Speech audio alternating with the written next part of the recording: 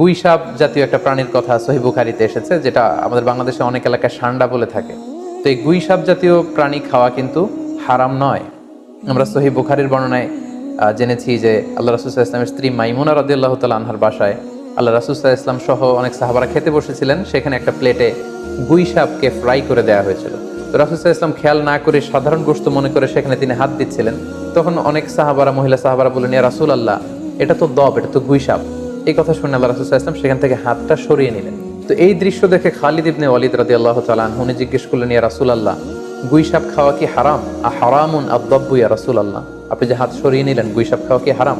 আল্লাহ রাসূল সাল্লাল্লাহু আলাইহি ওয়াসাল্লাম বললেন যে না, গুই সাপ খাওয়া হারাম নয়, তবে আমি এটা খেয়ে অভ্যস্ত নই, আমাদের এলাকাতে এটা পাওয়া যায় না, এজন্য আমি এটা খাচ্ছি না।